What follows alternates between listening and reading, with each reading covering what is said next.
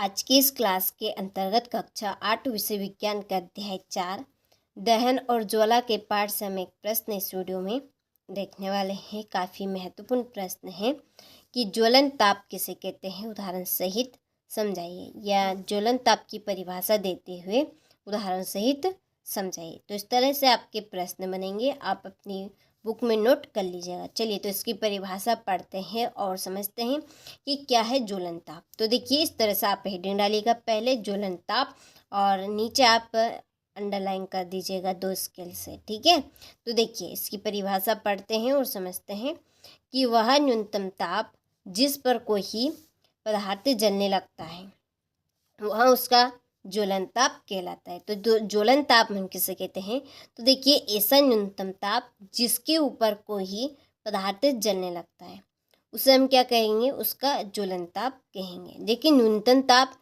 यानी कि कम से कम तापमान पर, यानी कि कम से कम टेम्परेचर पर जो पदार्थ जलने लगता है, यानी कि वो आग पकड़ लेता है, वो उसका क्या कहलाता है, उसका ज्वलन ताप कहलाता है। जैसे कि कागज, अब जैसे हम कागज को जलाएंगे तो कागज आपका बहुत ही कम तापमान पर, यानी कि बहुत ही कम टेम्परेचर पर ही जलने लगता है।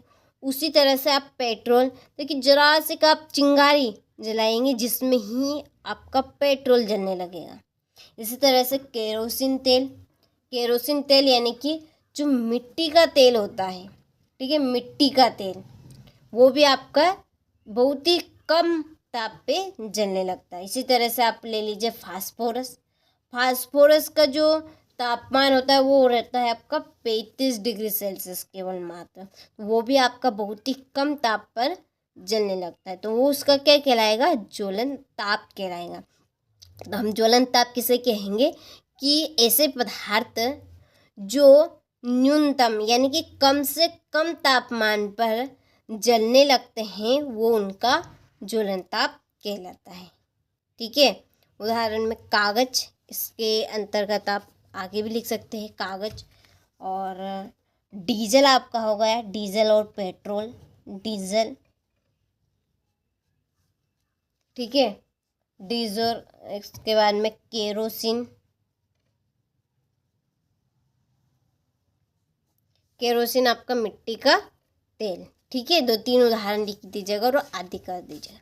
चलिए दूसरे शब्दों में इसकी परिभाषा आप लिख सकते हैं कि वह न्यूनतम तापमान जिस पर कोई पदार्थ वायु की उपस्थिति में, किसकी उपस्थिति में, वायु की उपस्थिति में जलना शुरू कर देता है, इसे ही ज्वलन ताप कहते हैं। किसे कहेंगे हम ज्वलन ताप, कि वह न्यूनतम तापमान कि जिस पर कोई पदार्थ किसकी उपस्थिति में, वायु, ठीक है, वायु की उपस्थिति में जलना शुरू कर देता है, इसे ही ज्वलन ताप कहते हैं, ठीक है। दोनों ही परिभाषा है, आप जो चाहे वो लिख सकते हैं। और उदाहरण में लिखिएगा कागज, डीजल, केरोसिन तेल, ठीक है। पेट्रोल भी आप लिख सकते हैं इसमें।